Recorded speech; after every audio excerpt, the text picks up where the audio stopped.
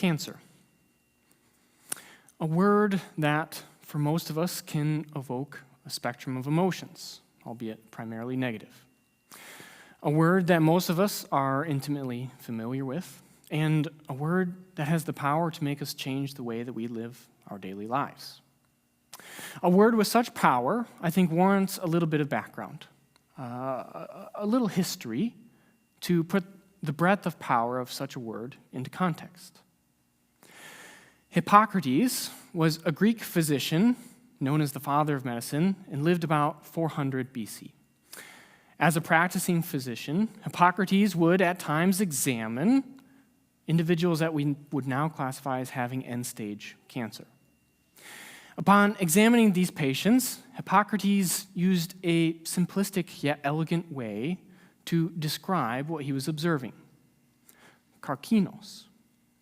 In Greek, karkinos means crab. Now, Hippocrates used this word as a descriptor perhaps due to the cancer being tough and dense, like the shell of a crab. Or perhaps he used the word to describe the pain that his patients felt, like the pinch from a crab's claw that just wouldn't let go. Fast forward a few hundred years to the time of Christ. There was a man by the name of Celsus who decided he was going to write an encyclopedia that encompassed all of the medical knowledge and all the medical practices of his time. In this process, he used that word karkinos from Hippocrates and translated it into Latin. Cancer, still meaning crab. Though linguistically different, the crab still very much present, like that painful pinch from the claw that won't let go.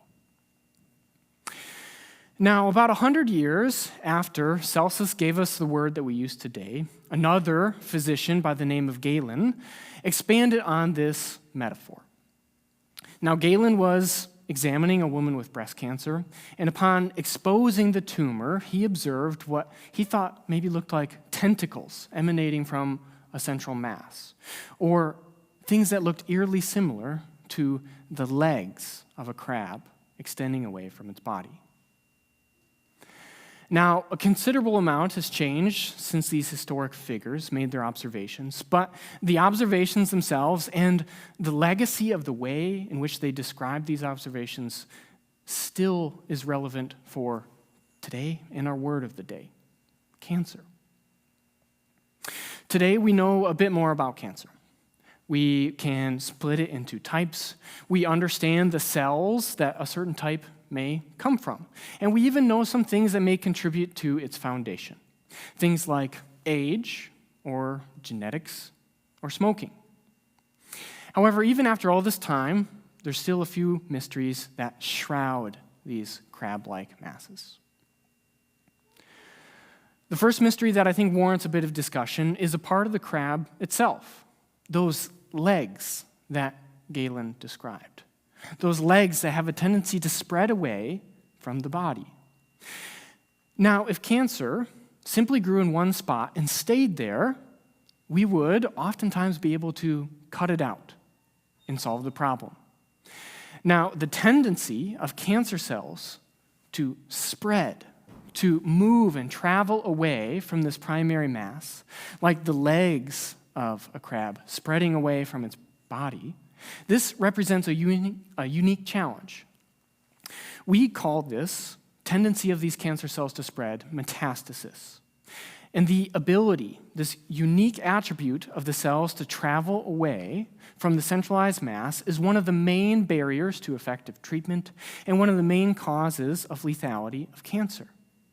Simply put, metastasis is a mystery that we haven't been able to fully solve, even with about 2,000 years of observation and study. Another mystery that I want to discuss today is a much more recent development, and it surrounds a factor that is relevant for certain cancers, how they come about, and how severe they are when they show their face. Thanks to the ability to do large-scale studies on great numbers of people, we have observed that obesity has a striking association with cancer.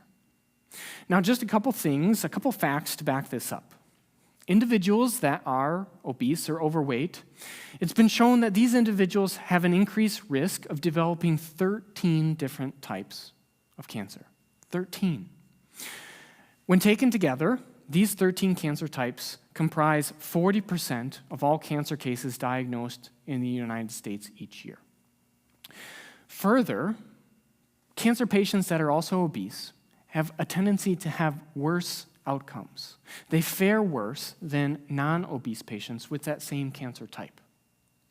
Obesity, then, is a recent mystery, one that we're just starting to try and solve.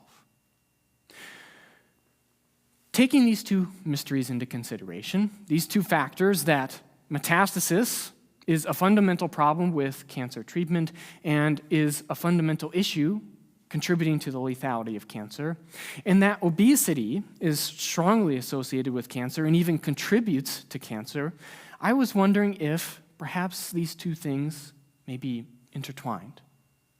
Could it be that obesity may be promoting cancer progression, the spread, the metastasis of cancer? If so, how? Why? What is it about obesity that could be promoting the spread of cancer cells? Answering these questions has been the main focus of my research over the last several years. And in this process, I wanted to make sure that I was using a model that was relevant to these two mysteries and to these factors at hand.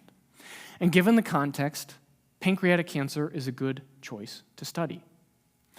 Pancreatic cancer is one of the deadliest cancers in America, primarily due to its ability to spread throughout your body. At diagnosis, over half of these patients have metastatic disease. The cancer is already spread throughout their body. And this contributes to pancreatic cancer having the highest mortality rate of all major cancers in America. Unfortunately, most patients pass away within 6 months of diagnosis. And therapeutically speaking, there isn't much that can currently be done to help these individuals.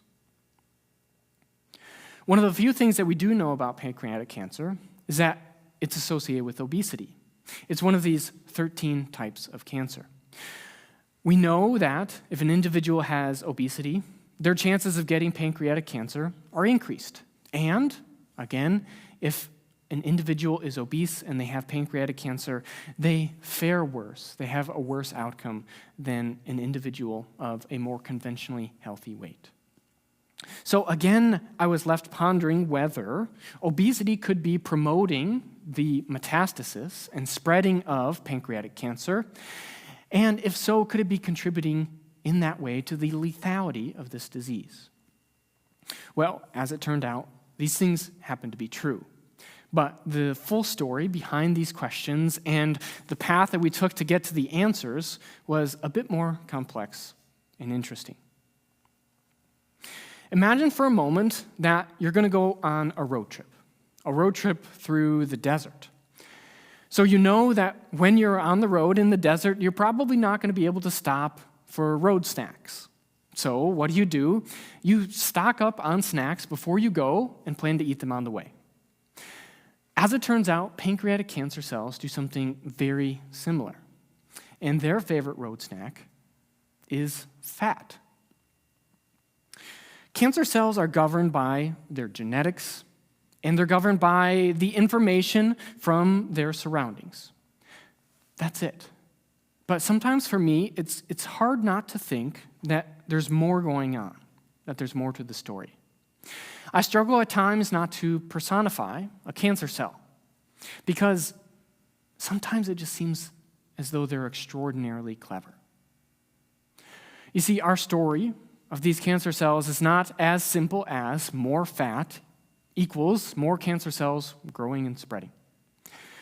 In fact, these pancreatic cancer cells, they only use fat when they're on the road trip. So going back to our analogy, when you're at home before your road trip, you may eat steak and potatoes. If you're at home, comfortable, this is what you have available to you. But when you're on that road trip going through the desert, steak and potatoes isn't available. So you may resort to a can of mixed nuts. Sustenance, yes, but something that certainly is going to be different than what you're eating at home. A similar thing happens with pancreatic cancer cells. When a pancreatic cancer cell is part of that primary mass, it's at home. And it's relying on certain metabolic pathways to suit its needs. And during this time, these cells actually downregulate their use of fat. But how could it be that the cell is downregulating its use of fat? I thought that fat and obesity were promoting this disease. Well, again, it turns out that it seems like these cells have a mind of their own. When the cell is at home, part of that primary mass, it's using metabolic pathways to meet its needs, and it's storing away fat. It's storing away fat in these little balls called lipid droplets that you can see in this image. And these lipid droplets are a way for these cancer cells to very safely store fat, as if they know they're going to go on a road trip and they're packing a cooler. So when that pancreatic cancer cell leaves home, leaves that primary location, and starts to metastasize and move, it completely switches its metabolism to start using that fat that it had stored away, and it is this fat resource that allows it to survive its road trip through the desert. Metastasis is an extremely energy-intensive process for a cancer cell. The cell has to crawl away from its home, crawl to the bloodstream, float around in the blood for a while before crawling out of the blood and setting up shop in a new location like the very first pioneer on the Great Plains. And that fat that the cell had stored away before its trip allows all of that to happen. Again, it is as if these cells have a conscience. The ability to foresee their future, know that they're going on a road trip, so they know to store this fat so that they can use it when that figurative steak and potatoes is no longer available. Pretty clever, right? Now, similar circumstances have been seen in other cancer types. Breast cancer, for example, has been shown to progress and spread with access to excess fat. And a cancer cell shifting its metabolism isn't novel either. In fact, a flexible metabolism is a hallmark of a cancer cell. This is simply the story of a cancer cell being a cancer cell, being governed by its genetics and its surroundings, simply doing what it has to survive. So where does all this leave us? Well, we can certainly be discouraged. Pancreatic cancer is an exceptionally lethal disease. It's highly metastatic, and we don't have any good treatments. Pancreatic cancer is driven by obesity. Obesity contributes to this disease, and obesity is on the rise in America, currently sitting at about 40% of the population. Obesity also contributes to other ailments outside cancer, things like type 2 diabetes and heart disease. So taken together, these things can certainly paint a pretty grim picture. Alternatively, we can choose to be optimistic. One of the few good things about obesity is that it is a modifiable risk factor. What does that mean? It means that we can change it. We are, to an extent, fully in control of our own health. And perhaps through better education, perhaps through better access to healthy foods, perhaps through systemic increases in activity in our daily lives, and maybe even through stories like this, we can alter the landscape of health in America. We can improve health, we can improve obesity, and we can decrease the rate of those 13 cancer types that I alluded to earlier, including pancreatic cancer. We can decrease the 40% of cancer patients where their cancer is contributed to by obesity. And we can help out those individuals that are suffering from other ailments that aren't cancer, but are still related to obesity. We can make these changes. Also, we can be grateful that we now have uncovered a little bit of the mystery around metastasis and obesity and cancer. And we can be grateful that although there's more to the story, Bright minds are working to uncover the rest of this mystery as we speak. Finally, through this research, we've also uncovered how pancreatic cancer cells use fat to travel. And we've identified the specific process by which they do that. And through that, we have some targetable areas of these cells that we can exploit to try and kill them, to help out these cancer patients. And by doing that, we may just be able to strip a little bit of power from our word of the day: cancer. Thank you.